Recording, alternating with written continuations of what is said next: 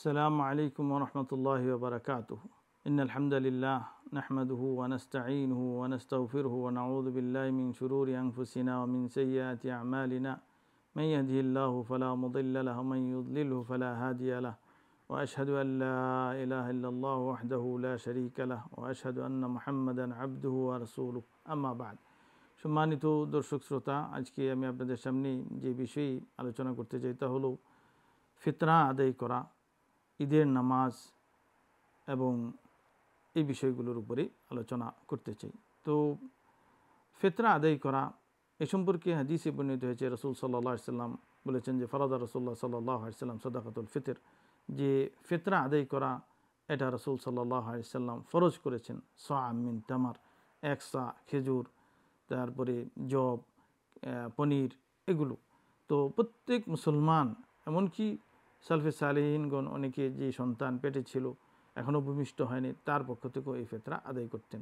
তো প্রত্যেক মুসলমানের পক্ষ থেকে সে 1 সা 2.5 কিলো থেকে 3 কিলো এটা আদায় করবে। এবং এই ফিতরার ফজিলত সম্পর্কে রাসূল সাল্লাল্লাহু আলাইহি সাল্লাম বলেছেন যে তুহরাতুন লিস-সায়েম, যে এটা রোজাদার ব্যক্তির জন্য পবিত্রকরণ, ও তু'মাতুন লিল মাসাকিন, এবং গরিব মানুষের জন্য এটা আহার। এবং এই ফিতরার নিয়ম হলো যে ঈদের নামাজের বা ঈদের 1 দিন বা 2 দিন আগে থেকে শুরু করে ঈদের নামাজের আগেই এটা আদায় করে শেষ করতে হবে। আগে থেকে শুরু করে দেওয়া, রোজার শুরু থেকে শুরু করে দেওয়া, মাঝামাঝি থেকে শুরু করে দেওয়া এটা ঠিক নয়। তো এই নিয়মে, এই পদ্ধতিতে আমরা এই ফিতরা আদায় করার জন্য চেষ্টা করব। এবং ফিতরা এটা টাকা দিয়ে নয়, খাবার দিয়ে, তোয়াম, রাসূল সাল্লাল্লাহু আলাইহি সাল্লাম বলছেন যে তোয়াম, খাবার, খাদ্য দিয়ে এই ফিতরাটা দিতে হবে, টাকা দিয়ে নয়। এরপরে ঈদের নামাজ।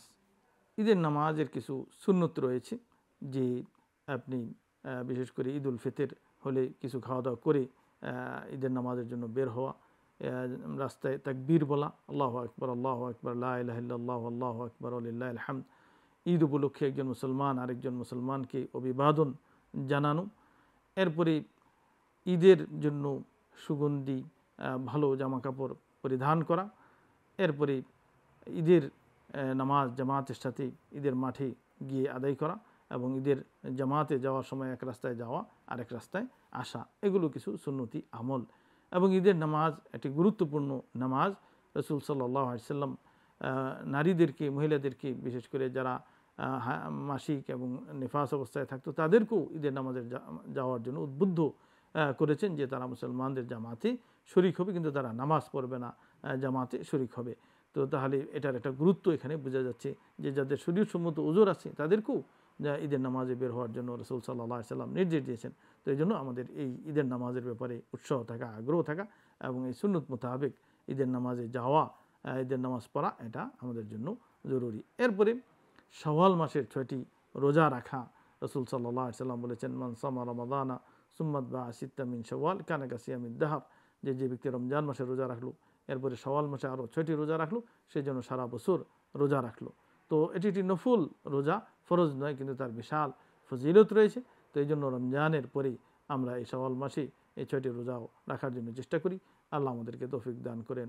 আমিন। ওয়া আখিরু দাওয়ানা আলহামদুলিল্লাহি রাব্বিল আলামিন। আসসালামু আলাইকুম ওয়া রাহমাতুল্লাহি ওয়া বারাকাতুহু।